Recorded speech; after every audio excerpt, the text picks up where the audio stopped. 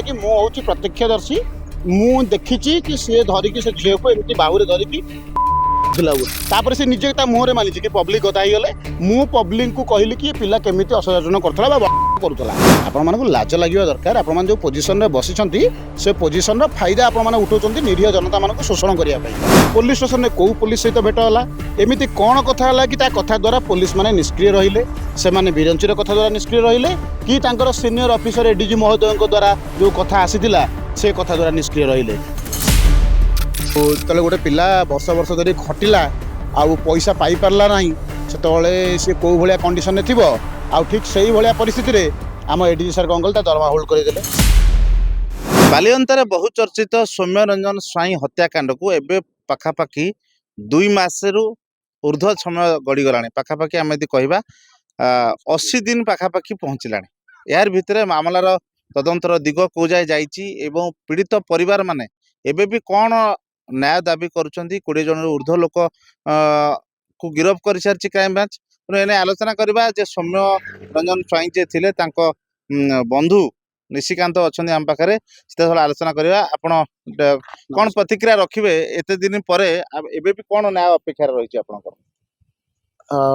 नमस्कार नमस्कार ओडिशावासी न्यायर अपेक्षा तो आरंभ अच्छी आज को घटना 80 दिन बीतीगला 80 दिन भितर आम जहाँ आशा रखी प्रशासन तरफ पुलिस डिपार्टमेंट तरफ क्राइम ब्रांच तरफ जहाँ आशा रखी कौन सी गोटे भी आशा फुलफिल होनी जदिओ जो मैंने क्रिमिनाल थिले तांको भितर 20 जन को अरेस्ट कराई किंतु क्राइम ब्रांच चिन्हट कर 26 जन भितर ये 20 जन अरेस्ट करके बाकी 6 जन आज भी बाहर बुलूं जो मैंने मुख्य कल्प्रिट जो मैंने सब ये सब रचना को रचि से माने भी बाहर बुलूं जो पुलिस भाई माने जो मैंने सेठी उपस्थित थाई भी गोटे जीवन को रक्षा करि पारलेनी गोटे पुलिस स्टाफ को रक्षा करि पारलेनी से माने सेठी मजा नौथिले सेमानक विरुद्ध रे भी कौन कार्यानुष्ठान ग्रहण करागला नहीं सेमानक भी अरेस्ट करागला नहीं जो मैंने प्लान रचिंट जो सीनियर ऑफिसर मान कथा आम बारंबार बारंबार कही आसुचु से प्राइमरीली किसी स्टेप नहीं कि पुणी घंटा घोड़ी दि जाए एग्नेस्ट रे या यही मर्डर रिगार्डिंग कौन तदंत करा जाई नहीं तो आम बर्तमान आपड़ कहे कि आम से जो घटना जो दिन घटला ये तो से दिन 2 जन झील आसुले बाइक सौम्य एवं ओम 2 जन जाऊे बाइक सहित प्रकृत दुर्घटना बा टसल होती कि नही से तो आम पाखे प्रूफ ना कि क्या पाखे भी प्रमाण ना जहाँ कह जाए झील मान से आसल्ट कले झील मैंने ना एफआईआर कले एवं ये घटना जहाँ है आम समस्ते देखिले बर्तमान से जो झील मैंने एबे भी क्राइम ब्रांच पचरा उचरा कला कि बाबद कि आपण दाबी करुँच कि से दोषी बोली निश्चित रूप से देखो आज्ञा जदि घटना को आप गोटे गंठी पकईकी चलिए एक्सीडेंट होती से कथार प्रमाण कौन किसी ना सौम्य रंजन स्वाई आसल्ट कर झील मानू खराब व्यवहार कर तार भी कौन तथ्य ना किंतु आम समस्त स्टेटमेंट जहाँ देखुचु से स्टेटमेंट को जब आप गंठी करेंगे देखिए एक्सीडेंट रे एक्सीडेंट है जो मैंने कहते कि एक्सीडेंट है एक्सीडेंट है बिरंची कहला कि मु हूँ प्रत्यक्षदर्शी मु देखी कि सी धरिकी से झील को एमती बाहुरे धरिकी अच्छा मोर प्रथम क्वेश्चन जदि से झील को करूला ताहले तमे सौम्य रंजन सहित डिस्कसन कर जुक्तितर्क कर जुक्तितर्क करने द्वारा से कही कि मु पुलिस अच्छी मो घर अड़सपुर मोर जिम अच्छी मु जिम ओनर से सब जिन कही ना बिरंची जानी था केमती बिरंची के सब जिन सी कही तो बिरंची की कहवा बिरंची आउ सेठी तार निजर प्रतिक्रिया दे पारिनी निजको माने निजे ताकू फेस करि पारिनी ताकू खराब लगी बिरंची को कि एत दूर गोटे लोक आसिक अड़सपुर मो गाँव में मो एरिया रे मो झील प्रति अटाक करुँची मो झील को गाड़ी एक्सीडेंट कर देछि आउ एठी मो सहित जुक्तितर्क करुँची मत कहूँ मो पुलिस अच्छी ता इगो हट से गाड़ी चाबी छड़े नहीं जाइए तापर से निजे मुहर मानी कि पब्लिक कथा गले मु पब्लिक को कहली कि पिला केमिति असदाचरण करुला तो आम ओडिशा रे गोटे एत घृणनीय काम मु हुए आपण हूँ ए समाज में जिते जन आम बंचुचे समस्ते आम जाचे कि नारी मानकर सुरक्षा प्रति आम समस्ते सावधान अच्छे सचेतन अच्छे किंतु से नारी मान सुरक्षा आम प्रत्येक क्षेत्र में आम दौचे सम्मान भी दौचे प्रत्येक नारी को आम सम्मान दौचे हेले जो इनसीडेंट घटिला ए इनसीडेंट भितर आप देखिए जिते जन समय को सेठी बाड़ौले समस्त पार्टी नारी मानक केमिति सम्मान थिला आप समस्त देखिथे तो मोर कहबार अर्थ बिरंची सेठी से निआटा लगेदेला जे समय एठी असदाचरण करथिला रेप करने उद्यम करथिला आउ तापर बिरंची कहला कि मु से पिला को लेकिन छाड़देली हॉस्पिटल पठेदेली अन्य गाड़ी रे बिरंची सेठू गला कुआडे बिरंची सेठू गला पुलिस स्टेशन କାହିଁକି ନା ପୋଲିସ ଷ୍ଟେସନରେ ସେ ପ୍ରଥମ ବାଇଟ୍ ଦେଇଛି। ତ ବିରଞ୍ଚି ଗଲା ପୋଲିସ ଷ୍ଟେସନକୁ। ପୋଲିସ ଷ୍ଟେସନରେ କୋଉ ପୋଲିସ ସହିତ ଭେଟ ହେଲା, ଏମିତି କ'ଣ କଥା ହେଲା କି ତା କଥା ଦ୍ୱାରା ପୋଲିସ ମାନେ ନିଷ୍କ୍ରିୟ ରହିଲେ। ସେମାନେ ବିରଞ୍ଚିର କଥା ଦ୍ୱାରା ନିଷ୍କ୍ରିୟ ରହିଲେ କି ତାଙ୍କର ସିନିୟର ଅଫିସର ଏଡିଜି ମହୋଦୟଙ୍କ ଦ୍ୱାରା ଯୋଉ କଥା ଆସିଥିଲା ସେ କଥା ଦ୍ୱାରା ନିଷ୍କ୍ରିୟ ରହିଲେ। କମ୍ୟୁନିକେସନ ଡିପାର୍ଟମେଣ୍ଟକୁ କଲ୍ ଯାଇଥିଲା। କଲ୍ ଯାଇଥିଲା ପରେ ବିଏଚ୍ଏଫ୍ ଦ୍ୱାରା କଲ୍ ଗଲା ପରେ ସେମାନଙ୍କୁ କ'ଣ ଇନଫର୍ମେସନ ଏମିତି ମିଳିଲା ଯେ ଗୋଟେ ଜୀବନକୁ ସେମାନେ ବଞ୍ଚେଇ ପାରିଲେନି। ଗୋଟେ ପୋଲିସ ଡିପାର୍ଟମେଣ୍ଟର ଗୋଟେ ଚାକିରିଆ, ଗୋଟେ ପୋଲିସ ଚାକିରିଆକୁ ସେମାନେ ଦିନ ଦହାଡ଼ରେ ଅସୁରମାନଙ୍କ ସାମ୍ନାରେ ଛାଡ଼ିଦେଲେ, ସେମାନେ ତାକୁ ଝୁଣି ଖାଇବା ପାଇଁକା। ଏ ଦେଖନ୍ତୁ ଆମେ ବାରମ୍ବାର କହିଛେ କି ଯେହେତୁ ଗୋଟେ ଝିଅ ଆସିଲା, ଝିଅ ସହିତ ପୁଅର ଇଣ୍ଟରାକ୍ସନ ହେଲା ବା ଯାହା ବି ଘଟଣା ଘଟିଲା, ୟା ପଛରେ କିଛି ନା କିଛି ଗୋଟେ ଝିଅର କାହାଣୀ ୟା ସହିତ ଇନଭଲ୍ଭ ଅଛି। ସୌମ୍ୟ କୌଣସି ନା କୌଣସି ଝିଅ ସହିତ ଲଭ୍ ରିଲେସନରେ ଅଛି ବା ତା ଫ୍ରଷ୍ଟ୍ରେସନ ସେ ଝିଅ ପ୍ରତି ଅଛି। ଇଏ ସେ ଝିଅ ଭାବି ଥାଇପାରେ ଇଏ ସେଇ ଝିଅ, ତା ସହିତ ତା ଆସଲ୍ଟ କରିଥାଏ। ବର୍ତ୍ତମାନ ଗୋଟେ ଝିଅର ଚରିତ୍ର ବର୍ତ୍ତମାନ ଆସିଲାଣି ସାମ୍ନାକୁ ବା ନା ଆସିଲାଣି କି ସେ ଝିଅ ସହିତ ସୌମ୍ୟଙ୍କ ଲଭ୍ ରିଲେସନ ଥିଲା। ଆଗରୁ ମଧ୍ୟ ସୌମ୍ୟ ଗୋଟେ ପ୍ରେମଜନିତ କେସ୍ରେ ଗିରଫ ହେଇଥିଲେ, ମାମଲା ଯାହା ବି ଥିଲା। ଏବେ ଏଇ ସେକେଣ୍ଡ ଯୋଉ ଲଭର ଯିଏ ଥିଲେ ତାଙ୍କ ଘଟଣା ମଧ୍ୟ ସାମ୍ନାକୁ ଆସିଲାଣି। ତ ସେକେଣ୍ଡ ଲଭରଙ୍କ ସହିତ ତାଙ୍କର କ'ଣ ସମସ୍ୟା ଥିଲା ଯେ ସେ ଏ ଝିଅକୁ ଭାବିଲେ କି ସେ ତାଙ୍କ ଲଭର? ଦେଖନ୍ତୁ, ଏଇଟା ଗୋଟେ କାଳ୍ପନିକ ଷ୍ଟୋରି ଗଢ଼ା ଯାଉଛି। ସୌମ୍ୟର ପୂର୍ବରୁ କେସ୍ ଥିଲା, ସେ ଆରେଷ୍ଟ ହେଇଥିଲା, ସେଥିପାଇଁକା ଆଙ୍କୁ ଗୋଟେ ମୌକା ମିଳିଗଲା। ଯୋଉ ମୌକାକୁ ନେଇକି ସେଠି ପୋଲିସ ଡିପାର୍ଟମେଣ୍ଟର ଲୋକ ଆସି କହିଲେ କି ୟା ନାଁରେ ଆଗରୁ ଗୋଟେ କେସ୍ ଥିଲା, ଯଦ୍ୱାରା କି ଲୋକ ଭଡ଼କିଲେ ଅଧିକ କି ଏ ପିଲାଟା ରେପିଷ୍ଟ ବୋଲି। ଏବେ ଯୋଉ ଝିଅ କଥା ଉଠୁଛି, ସେ ଝିଅ ସହିତ ସୌମ୍ୟର ମ୍ୟାରେଜ ଅଲରେଡି ଫିକ୍ସ ହେଇଥିଲା, କିନ୍ତୁ ସୌମ୍ୟର ତାର ଡିଷ୍ଟର୍ବାନ୍ସେସ୍ ସେ ମୋବାଇଲରେ, ଏବେ ଯୋଉ ମୋବାଇଲ କ୍ରାଇମବ୍ରାଞ୍ଚ ପାଖରେ ଦିଆଯାଇଛି, ସେ ମୋବାଇଲରେ ସୌମ୍ୟ କଏଦ କରିକି ନିଜେ କହିକି ଯାଇଛି କି ତାର ଆଉ ସେ ଝିଅ ଭିତରେ କ'ଣ ଡିଷ୍ଟର୍ବାନ୍ସେସ୍ ଅଛି, ଆଉ ସେ କାହିଁକି ସେ ଡିଷ୍ଟର୍ବାନ୍ସକୁ ସହିପାରୁନି ବୋଲି। ଏପଟେ ତ ଏକରେ ତାର ଦରମା ମିଳୁନଥିଲା, ଦ୍ୱିତୀୟରେ ସତ୍ୟବିହାର ଜିମ୍ର ଲୋକ ପଇସା ଠକିଲେ, ତାକୁ ପଇସା ଦେଲେନି, ଟର୍ଚର କଲେ, ସେ ଏଡିଜି ଦ୍ୱାରା ଟର୍ଚର କରେଇଲେ, ବାଉଁଶ ଲଗେଇକି ଜିମ୍ରୁ ବାହାର କରେଇଲେ। ତୃତୀୟ ତାର ଅଡ଼ଶପୁର ଜିମ୍ରେ ପିଲା ଯେତେବେଳେ କଲେଜ ଛୁଟି ହେଇଗଲା ଆଉ ତାର ଇନକମ୍ ଆସିଲାନି, ଦରମା ବନ୍ଦ, ସତ୍ୟବିହାର ଜିମ୍ ଇନକମ୍ ବନ୍ଦ, ଅଡ଼ଶପୁର ଜିମ୍ ଇନକମ୍ ବନ୍ଦ। ଗୋଟେ ପିଲା ପରେ ଖାଇବା ପାଇଁ ପଇସା ହେଲାନି, ଶୋଇବା ପାଇଁକା ଟାଇମ୍ ହେଲାନି। ସେ ପିଲା ନିଜେ ଅସ୍ଥିର ହେଇଗଲା, ନିଜର ମେଣ୍ଟାଲିଟି ହରେଇ ବସିଲା, ନିଜେ ଅସୁସ୍ଥ ହେଇଗଲା। ତାପରେ ସେ ବାରମ୍ବାର କହିଲା କି ମତେ ମୁଁ ଯଦି ଚାକିରି ଜଏନ୍ କରିବି ମୋ ମୁଣ୍ଡକୁ ମୋ କଟା ମୁଣ୍ଡ ଘରକୁ ଆସିବ। ଆମକୁ କହିଲା, ସାଙ୍ଗସାଥିରେ କହିଲା, ଘରେ କହିଲା, ସମସ୍ତଙ୍କୁ କହିଲା। ଇଭିନ୍ ସେ ଯୋଉ ଭିଡ଼ିଓ ବନେଇଛି ସକାଳୁ, ସେଥିରେ ସେ କ୍ଲିୟରଲି କହିକି ଯାଇଛି କି ସମସ୍ତେ ଲାଗିଛନ୍ତି ମତେ ଫସେଇ ଦେବା ପାଇଁକା, ମୋ ଇଜ୍ଜତକୁ ମତେ ଭାରି ଡର, କାଳେ ମୋ ନାଁରେ କେସ୍ ଦେଇଦେବେ, କାଳେ ମତେ ଫସେଇ ଦେବେ। ତ କ'ଣ ଏମିତି ସେ ଗୂଢ଼ ରହସ୍ୟଟା ଅଛି ଯୋଉ ରହସ୍ୟ ଦ୍ୱାରା ସେ ଏଡିଜି ସାର୍ଙ୍କୁ ଭୁଲ ମାଗିବାକୁ ଚାହିଁଲା, ଯୋଉ ରହସ୍ୟ ଦ୍ୱାରା ସେ ଜାଣିଲା କି ମୋ ପ୍ରତି ବିପଦ ଅଛି ବୋଲି। କିଛି ତ ଗୋଟେ ସେ ଲୁଚେଇକି ରଖିଥିଲା ଯୋଉଟା ଆମକୁ ସେୟାର କରିବା ପାଇଁ ଚାହୁଁଥିଲା, କିନ୍ତୁ ଆମେ ଠିକ୍ ଟାଇମ୍ରେ ତା ପାଖରେ ପହଞ୍ଚିକି ଡିସ୍କସନ୍ କରିପାରିଲୁନୁ, ଝଗଡ଼ା ହେଇଗଲା, ଆମେ ପଳେଇ ଆସିଲୁ। ସେ ବର୍ତ୍ତମାନ ଆପଣଙ୍କର ଜଣେ ସାଙ୍ଗକୁ କ୍ରାଇମବ୍ରାଞ୍ଚ ପଚରା ଉଚରା କରୁଛି ଯେ ସେ ସାଙ୍ଗଙ୍କର କ'ଣ ଇନଭଲଭମେଣ୍ଟ ଅଛି? ସକାଳୁ 7 ତାରିଖ ଦିନ ସକାଳୁ ଆମ ସମସ୍ତଙ୍କୁ ସେ ଡକେଇଥିଲା। ଯେହେତୁ ସେ ସାଙ୍ଗଟି ଇଲେକ୍ଟ୍ରିସିଆନ୍, ସେ ସବୁ ଜିମ୍ରେ କାମ କରିଛି, ନିମାପଡ଼ା ଏଡିଜି ଘରେ ବି ସେ ପିଲା ଦେଇକି କାମ କରିକି ଆସିଛି, ଇଲେକ୍ଟ୍ରିସିଆନ୍ କାମ କରିକି ଆସିଛି, ସତ୍ୟବିହାର ବି କାମ କରିଛି, ଅଡ଼ଶପୁର ଜିମ୍ ବି କାମ କରିଛି, ସେ ଆମର ବହୁତ କ୍ଲୋଜ୍। ତ ସିଏ ବି ସକାଳୁ ଯାଇକି ଦେଖା କରିଛି ତାକୁ। ଯୋଉ ଭିଡ଼ିଓଟା ସୌମ୍ୟ ବନେଇଛି, ସେ ଭିଡ଼ିଓରେ ତାର ଆସିବାର ଫୁଟେଜଟା ଅଛି। ତ ଯୋଉଟାକି କ୍ରାଇମବ୍ରାଞ୍ଚ ମ୍ୟାଡ଼ାମ୍ ଯିଏ ରତ୍ନପ୍ରଭା ଯୋଉ ମ୍ୟାଡ଼ାମ୍ ଅଛନ୍ତି ଆମର ଶତପଥୀ ମ୍ୟାଡ଼ାମ୍, ସେ ମ୍ୟାଡ଼ାମ୍ ଦେଖିଲା ପରେ ତାକୁ ଡକେଇଥିଲେ ଆଉ କିଛି ତଥ୍ୟ ଗ୍ରହଣ କରିବା ପାଇଁକା। ଲାଗୁଛି କି ମ୍ୟାଡ଼ାମ୍ ଏ ତଥ୍ୟ ଗ୍ରହଣ କଲା ପରେ ପ୍ରକୃତ ଦୋଷୀ ପାଖରେ ପହଞ୍ଚି ପାରିବେ, ଆଉ ଯୋଉମାନେ ଏସବୁ ରଚନା ରଚିଛନ୍ତି ସେମାନଙ୍କର ବିରୁଦ୍ଧରେ, ପ୍ରକୃତ ରଚନା ରଚିଥିବା ଲୋକଙ୍କ ବିରୁଦ୍ଧରେ କାର୍ଯ୍ୟାନୁଷ୍ଠାନ ଗ୍ରହଣ କରିପାରିବେ। ଏବେ ସମସ୍ତ ପ୍ରମାଣ ଆପଣ ଦୀର୍ଘ ଦିନ ଧରି ଦୟାଲ ଗଙ୍ଗୱାରଙ୍କୁ ବା ଏଡିଜିଙ୍କୁ ଦାୟୀ କରି ଆସୁଥିଲେ। ଏବେ ଜଣେ ଝିଅଙ୍କର ସମ୍ପୃକ୍ତି ଆସିଲା ଯେ ସେ ତାଙ୍କ ସହିତ ଲଭ୍ ରିଲେସନରେ ଥିଲେ, ଯୋଉଟା ଗଣମାଧ୍ୟମରେ ଚର୍ଚ୍ଚା ହଉନଥିଲା ବା ଯଦି କିଛି ହଉଥିଲା ତା ଏତେ ସ୍ପ୍ରେଡ୍ ଅଫ୍ ନଥିଲା। ବର୍ତ୍ତମାନ ଏବେ ପ୍ରୁଭ୍ ହେଇସାରିଲାଣି ସେ ଝିଅ ସହିତ ସେ ରିଲେସନରେ ଥିଲେ ଏବଂ ସେ ତାଙ୍କୁ ବିବାହ କରିବା ପାଇଁ ଚାହୁଁଥିଲେ ଏବଂ ତାଙ୍କ ପାଇଁ ମଧ୍ୟ ଘର ଭଡ଼ା ନେଇଥିଲେ। ଯୋଉ ମଝିରେ ଗ୍ୟାପ୍ ହେଲା, ଯୋଉ 6 ଦିନର ଘର ନେଇଥିଲେ, 6 ଦିନ ଭିତରେ ସେ ଆସିଲେନି, ସେ କୋଉଠି ଅଲଗା ଜାଗାରେ ରହୁଛନ୍ତି। ଯାହା ଆମ ପାଖରେ ସୂଚନା ଅଛି ଯେ ସେ କୁଆଡ଼େ VSS ନଗରରେ ରହୁଥିଲେ, ତାଙ୍କୁ ସୌମ୍ୟ ଆସିଥିଲେ ଭେଟିବା ପାଇଁ ଏବଂ ସେ ଭାବିଲେ କି ଏ ଝିଅ ସବୁଦିନ ମୋ ସହିତ କାହିଁ ପ୍ରତାରଣା କରୁଛି, ଆଉ ମୁଁ ଇଏ ବୋଧେ ସେଇ ଝିଅ, ତାକୁ ଟାର୍ଗେଟ କରିକି ମାନେ ଅଟକେଇବା ପାଇଁ। ଇଏ ଘଟଣାଟା କେତେ ଦୂର ସତ, କେତେ ଦୂର ମିଛ ହେଇଥାଇପାରେ, କାରଣ ଆମେ ଭିଡ଼ିଓ ଦେଖିଲା ପରେ ମୁଁ ଏତିକି ସ୍ପଷ୍ଟ ହେଉଛି କି ସୌମ୍ୟ ଏଇ ଝିଅ ବୋଲି ଭାବିକି ସୌମ୍ୟ ମେ ବି ସେଠି ତା ଉପରେ ଆଟାକ୍ କରିଥାଇପାରେ। ବଟ୍ ସେ ଝିଅ ଯାହା କହୁଛି ସେଥିରେ ଆମେ କୌଣସି ପ୍ରକାରରେ ବୁଝିପାରୁନୁ କି କ'ଣଟା ସତ କ'ଣଟା ମିଛ। ସୌମ୍ୟ ଯଦି ଭଲ ପାଉଥିଲା ତାହେଲେ ରୋଡ ମଝିରେ ସେ ଝିଅକୁ କ'ଣ କରିବା ପାଇଁ ଚେଷ୍ଟା କରିଥାନ୍ତା କି? ଯଦି ବାହା ହେଇଥାନ୍ତା ରୋଡ ମଝିରେ କରିବାକୁ ଚେଷ୍ଟା କରିଥାନ୍ତା କି ତାଙ୍କ ଭିତରେ ଫ୍ରଷ୍ଟ୍ରେସନ ଥିଲା Frustration ଟା- ଫ୍ରଷ୍ଟ୍ରେସନଟା ଆଡ଼ିକି ଫ୍ରଷ୍ଟ୍ରେସନଟା ଆଡ଼ିକି କେମିତି ଯିବ ମୋତେ କହୁନାହାନ୍ତି। କ୍ରୋଧିତ ହେଇଥିବ ତା ପାଖକୁ ସେ ହଁ। ଯେହେତୁ ଆସୁନି ହଁ ଆପଣ ଏଇ ଯୋଉ କଥା କହିଲେ କ୍ରୋଧିତ ହେଇଥିବ କ୍ରୋଧିତ ହେଇକି ଜଣେ ଜଣକୁ ବାଡେଇ ପାରିବ ସରକାର କେମିତି କରିବ ପୁଣି ରାସ୍ତା ମଝିରେ ଦିନ ଦ୍ୱିପହରେ ଯୋଉଠି ଲୋକମାନଙ୍କର ଚଳପ୍ରଚଳ ସେ ଆସଲ୍ଟ ହେଇଛି ଆଉ ହଁ। ଆମେ ଯାହା ଅନୁମାନ ଆମେ କରାଯାଉଛି ବିଶ୍ୱାସ କରୁଛୁ ଗାଡି ଆକ୍ସିଡେଣ୍ଟ ହେଇଛି ଆମେ ବିଶ୍ୱାସ କରୁଛୁ ମେ ବି ସମୟ ବାଡେଇଛି ଆମେ ବିଶ୍ୱାସ କରୁଛୁ କୌଣସି ବି ଗୋଟେ ଜାଗାରେ ପହଞ୍ଚିଲା ପରେ ସେ ଝିଅର ୟାର ଯୁକ୍ତିତର୍କ ହେଇଛି ଗାଡି ଆକ୍ସିଡେଣ୍ଟ ହେଲା ପରେ ଆପଣ ମତେ କହିବେନି ଆଜ୍ଞା କାହିଁକି ବାଡେଇଲେ ଏମିତି ପଚାରିବେନି ନା କୌଣସି ଗୋଟେ ଆପଣ କିଛି ଉତ୍ତେଜିତ ଉତ୍ତେଜିତ କାର୍ଯ୍ୟକ୍ରମ ହେଇଛି ହଁ ତେଣୁ ସମୟ ସେମିତି ସହିପାରେନି ଯିଏ ତାକୁ ଉତ୍ତେଜିତ କଥାବାର୍ତ୍ତା କରେ ସେ ସହିପାରୁନଥିବ ତାକୁ ବାଡେଇଥିବ ବାଡେଇଲା ପରେ ବିରଞ୍ଚି ଆସିଥିବ ତାଙ୍କ ଏରିଆରେ ଝିଅଟାକୁ ବାଡେଇଛି ବୋଲି ତା ଦେହରେ ତାତି ପଡିଥିବ ତାପରେ ସିଏ ସେଠି ରଚନାଟା ରଚି ଦେଇକି ଗଲା ଆଉ କଣ ଇଏ ତ ଛୋଟ ଜିନିଷ ଏଥିରେ ତଦନ୍ତ ପ୍ରକ୍ରିୟା କଣ ଚାଲିଛି ମୁଁ ବୁଝିପାରୁନି କିନ୍ତୁ ଏଥିରେ ଗୋଟିଏ ଜିନିଷ ମୁଁ କ୍ଲିୟରଲି ମୁଁ କଣ ପୁରା ଓଡ଼ିଶାବାସୀ କ୍ଲିୟରଲି ଦେଖିପାରୁଛନ୍ତି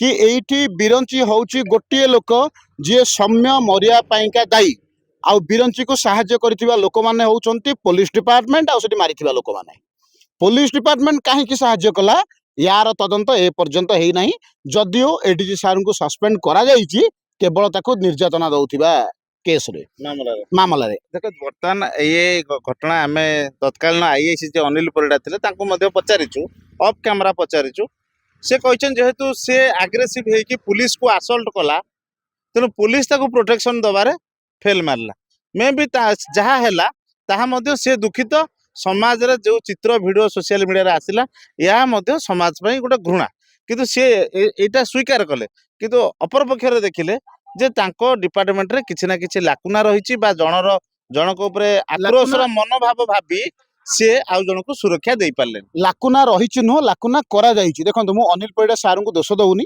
ଅନିଲ ପରିଡ଼ା ସାର୍ଙ୍କୁ ମୁଁ ବହୁତ ଭଲସେ ଜାଣିଛି ସେ ଜଣେ ଭଦ୍ରଲୋକ ସେ ଏ କେସ୍ରେ ବହୁତ ଚେଷ୍ଟିତ ଥିଲେ କରିବା ପାଇଁକା ବଟ୍ ତାଙ୍କୁ କରେଇ ଦିଆଯାଇନଥିଲା ଯେମିତିକି ତାଙ୍କର ଗୋଟେ ଷ୍ଟେଟମେଣ୍ଟ ଆପଣ ଦେଖିବେ କି ସେ କହିଥିଲେ କି ଆମର ମିଟିଂ ଚାଲିଥିଲା ଆଉ ମିଟିଂରେ ଡିସିପି ସାର୍ ତାଙ୍କୁ ଛାଡ଼ିଲେନି ବୋଲି ଯଦି ସେଇ ଜାଗାରେ ଡିସିପି ସାର୍ ତାଙ୍କୁ ଛାଡ଼ିଦେଲେ ଜଣଙ୍କ ଜୀବନ ଚାଲିଯାଉଛି ଜଣେ ମରିବା ପାଇଁକା ଗଲାଣି ବାରି ସେଠି ତାକୁ ବଞ୍ଚାଇବା ପାଇଁ ଗୋଟେ ଫୋର୍ସ ପହଞ୍ଚି ପାରିଲାନି ଭୁବନେଶ୍ୱରରୁ ଯୋଉ ଜାଗାରେ ଘଟଣା ଘଟିଲା କ୍ୟାପିଟାଲ ହସ୍ପିଟାଲ ପାଖରୁ କେତେ ବାଟ ସେଇ 13-14 କିଲୋମିଟର ବାଟ ବାଳକାଠି ହସ୍ପିଟାଲ ସେଇ 13-14 କିଲୋମିଟର ବାଟ କ୍ୟାପିଟାଲ ହସ୍ପିଟାଲରେ ସମସ୍ତ ସାମଗ୍ରୀ ଉପଲବ୍ଧ ଅଛି ଯୋଉଠି ସମୟର ଜୀବନ ବଞ୍ଚି ପାରିଥାନ୍ତା ବାଳକାଠି ହସ୍ପିଟାଲରେ କୌଣସି ପ୍ରକାରର ଜିନିଷ ଆଭେଲେବୁଲ ନାହିଁ ସେଠିକି ସମୟକୁ ନେଇଗଲେ ଏଇଠି ହାଇଟେକ୍ ହସ୍ପିଟାଲ ନିକଟରେ ଜଣେ ଲୋକର ଜୀବନ ବଞ୍ଚେଇବା ନିହାତି ଇମ୍ପୋର୍ଟାଣ୍ଟ ନା ଆପଣଙ୍କର ପ୍ରାବଧାନ୍ୟ ହିସାବରେ ସରକାରୀ ହସ୍ପିଟାଲକୁ ନେଇକି ଯିବା ନିହାତି ଆବଶ୍ୟକ ଏଇଠି ପୋଲିସ ଡିପାର୍ଟମେଣ୍ଟର ନାକାମ ପୁରା ଓଡ଼ିଶାକୁ ଦେଖାଯାଉଛି କେବଳ ଆଉ କେବଳ ପୋଲିସ ଡିପାର୍ଟମେଣ୍ଟ ଗୋଟେ ପୋଲିସ ଭାଇର ଜୀବନ ନେଲା କାହିଁକି ନେଲା ତାର ତଦନ୍ତ ହେବା ନିହାତି ଆବଶ୍ୟକ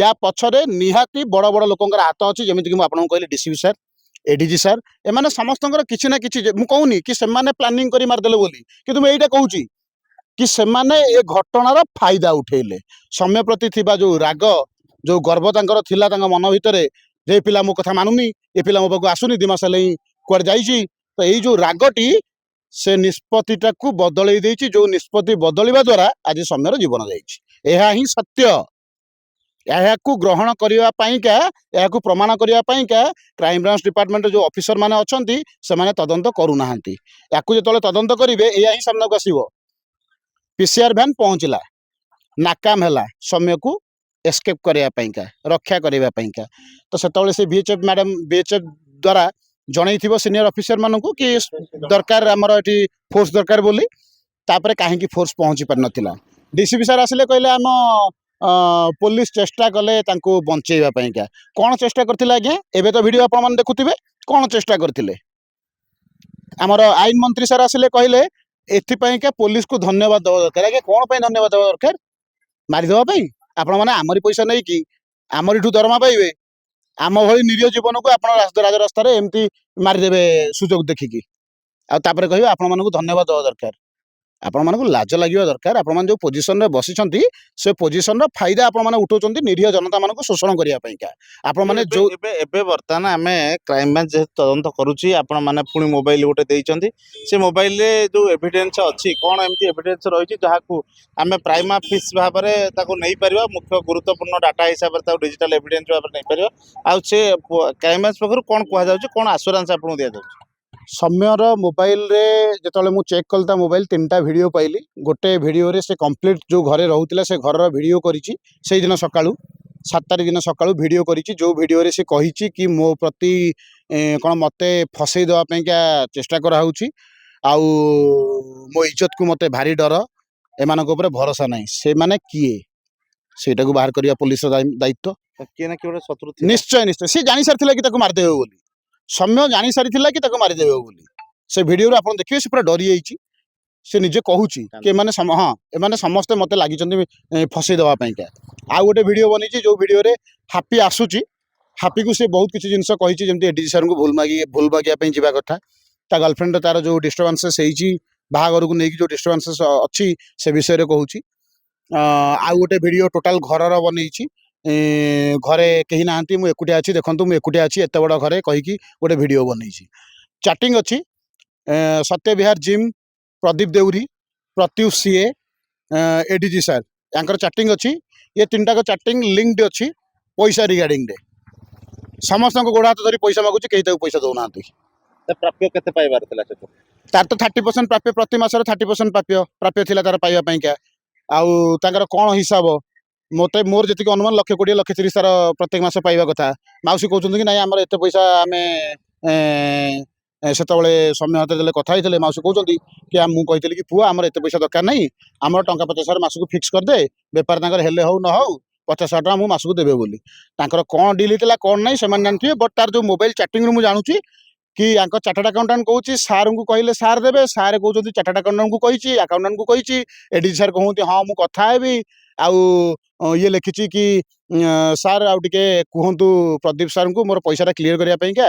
ଆଉ ସେ କହିଛନ୍ତି ହଁ ମୁଁ କଥା ହେବି, ଆଉ ମୁଁ ତାଙ୍କ ହାତରେ ମିଟିଂ ରଖିକି କଥା ହେବି, ଜଣେଇବି। ଏମିତି ହେଇକା ପୁରା ସମୟ ଚାଲିଯାଇଛି। ଅଗଷ୍ଟ या ସେପ୍ଟେମ୍ବର ମାସରେ ସେ ପୁଣି ଆଉଥରେ ମେସେଜ କରିଛି ପଇସା ରିଗାର୍ଡିଂରେ, ଯେଉଁ ପଇସା କି ସେ ଆଜି ପର୍ଯ୍ୟନ୍ତ ପାଇପାରି ନାହିଁ। ଆଉ ଯେତେବେଳେ ଗୋଟେ ପିଲା ବର୍ଷ ବର୍ଷ ଧରି ଖଟିଲା ଆଉ ପଇସା ପାଇପାରିଲା ନାହିଁ, ସେତେବେଳେ ସିଏ କୋଉ ଭଳିଆ କଣ୍ଡିସନରେ ଥିବ। ଆଉ ଠିକ୍ ସେଇଭଳିଆ ପରିସ୍ଥିତିରେ ଆମ ଏଡିଜି ସାର୍ କ'ଣ କଲେ, ତା ଦରମା ହୋଲ୍ଡ କରିଦେଲେ, ତା କେସ୍କୁ ପୁଣି ରେନ୍ୟୁ କରେଇକି ପୁଣି କ'ଣ ସେ କେସ୍ରେ ପ୍ରେସର ପକେଇଲେ, ମେଣ୍ଟାଲି ତ ଟର୍ଚର କଲେ। ଗୋଟେ ପିଲାକୁ ମେଣ୍ଟାଲି ଟର୍ଚର କରିକି ତାକୁ ହାରାସ କରିଦେଲେ। ହାରାସ ହେଇକି ସେ ଯାଇକି ଦିଲ୍ଲୀରେ ବସି କାନ୍ଦୁଥିଲା। ସେ ଫୁଟେଜ୍ ଆପଣମାନଙ୍କ ପାଖରେ ବି ଅଛି, ଆପଣମାନେ ସେୟାର କରିଥିଲେ। ବର୍ତ୍ତମାନ କେବଳ ମୁଁ ଏତିକି ଭରସା ରଖୁଛି ଯେ ଆପଣମାନେ ମିଡ଼ିଆ ଭାଇମାନେ ଆଉ ଓଡ଼ିଶାବାସୀର ପ୍ରତ୍ୟେକ ଜନତା ଯଦି ଚାହିଁବେ ସୌମ୍ୟକୁ ନ୍ୟାୟ ମିଳିପାରିବ। ଅଦରୱାଇଜ୍ ପୋଲିସ ପ୍ରଶାସନ ଏମାନଙ୍କ ଉପରେ ମୋର ଭରସା ତୁଟିଗଲାଣି। କାହିଁକିନା ଘଟଣାକୁ 80 ଦିନ ବିତିବା ପରେ ମଧ୍ୟ ଆରେଷ୍ଟ କରିବା ପାଇଁ ଚିହ୍ନଟ କରିଥିବା ଲୋକମାନଙ୍କୁ ଆରେଷ୍ଟ କରିବା ପାଇଁକା ବି ଆମ ଡିପାର୍ଟମେଣ୍ଟ ନାକାମ। 6 ଜଣ ଏବେ ବି ବାହାରେ ବୁଲୁଛନ୍ତି। ପାଟିରେ ବାଉଁଶ ବୁଲୁଥିବା ଲୋକ ପବନା, ସେ ଏବେ ବି କେନ୍ଦ୍ରାପଡ଼ାରେ ବୁଲୁଛି, ତାକୁ ଧରି ପାରୁନାହାନ୍ତି। ଆମେ ଇନଫର୍ମେସନ ବହୁତ ଥର ଦେଲାנו, ତାକୁ ଧରି ପାରୁନାହାନ୍ତି। କେମିତି ହେବ ଏମିତି ଯଦି ଆମେ କହିବା ଧରି ପାରୁନେ, କୁଆଡ଼େ ପଳେଇଲେ? ଏ ଧରାପୃଷ୍ଠରୁ କୁଆଡ଼େ ଗାୟବ ହେଇଗଲେ? ପୋଲିସ ଡିପାର୍ଟମେଣ୍ଟ ପାଖରେ କ'ଣ ତାଙ୍କ ନିଜର କନେକ୍ଟିଭିଟି ଷ୍ଟ୍ରଙ୍ଗ ନାହିଁ କି ସେମାନେ ତାକୁ ଧରିପାରିବେ ବୋଲି? ସବୁ ଅଛି। ରାଜନୈତିକ ପ୍ରେସର, ପୋଲିସ ପ୍ରଶାସନର ସପୋର୍ଟ ସେମାନଙ୍କୁ ବାହାରେ ଖୋଲା ଛାଡ଼ି ଦେଇଛି ସେମାନଙ୍କୁ ବୁଲିବା ପାଇଁକା। ସବୁରି ମୂଳରେ ପଇସା, ଯେଉଁମାନଙ୍କ ପାଖରେ ପଇସା ଅଛି ସେମାନେ ବାହାରେ ବୁଲୁଛନ୍ତି। ଆଉ କ'ଣ? ନିଶ୍ଚିତ ରୂପରେ ଆମେ ଆଲୋଚନା କରୁଥିଲେ ଦୀର୍ଘ ସମୟ ଧରି। ଜଣେ ଯୁବକ ଯେ ଉଦୀୟମାନ ଯୁବକ, ହଟାକଟା ଯୁବକ, ସେ ଆଜି ନାହାନ୍ତି। ତାଙ୍କର ମୃତ୍ୟୁର 80 ଦିନ ପରେ ଆମେ ଆଜି ତାଙ୍କ ମୃତ୍ୟୁକୁ ନେଇ ଚର୍ଚ୍ଚା କରୁଛେ। କିନ୍ତୁ ଏଠି ଗୋଟେ କଥା କହିବି, ପ୍ରତ୍ୟେକ ମଣିଷ ଫାଇନାନ୍ସ, ଫ୍ରଷ୍ଟ୍ରେସନ୍ ଆଉ ଫିଅର, ଏ 3ଟି ଜିନିଷ ତା ଜୀବନରେ ଆସେ ଯେତେବେଳେ ସେ ନିଜକୁ ନିଃସ୍ୱ ଭାବେ କି ତା ପାଖରେ ପଇସା ନାହିଁ, ସେ କିଛି କରିପାରୁନି, ଏଇଭଳି ଅବସ୍ଥାକୁ ଆସେ। ତେଣୁ କାହିଁକି ଏ 3ଟି କ୍ରାଇସିସ୍ ତାଙ୍କ ପାଇଁ ଆସିଥିଲା ତାହା ଏକ ବଡ଼ ମାନେ ତଦନ୍ତ ସାପେକ୍ଷ। କାହିଁକି ନା ଏଠି ଆପଣ ଦେଖିବେ ସୌମ୍ୟ ଚାକିରି କରୁଥିଲେ, ତାଙ୍କୁ ଦରମା ମିଳୁନଥିଲା, ଜିମ୍ରେ କାମ କରୁଥିଲେ, ପ୍ରାପ୍ୟ ପାଉନଥିଲେ।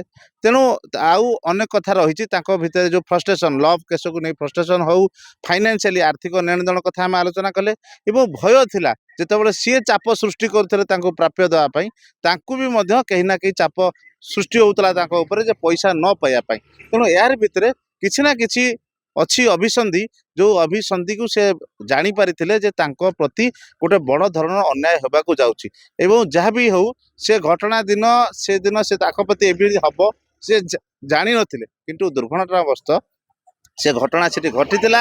ଆଉ ଯେଉଁ ଘଟଣା ଫଳରେ ସୌମ୍ୟ ସବୁଦିନ ପାଇଁ ଆରପାରିକୁ ଚାଲିଗଲେ। ତାଙ୍କୁ ନ୍ୟାୟ ମିଳିବା, ତାଙ୍କୁ ପ୍ରାପ୍ୟ ମିଳିବା, ତାଙ୍କର ଯେଉଁ लव पाई जो फ्रस्ट्रेशन था जीवन को सेटलमेंट करने जो आशा थिला निज जीवन लक्ष्य थिला से लक्ष्य सबुदिन धूलिसात हो गला।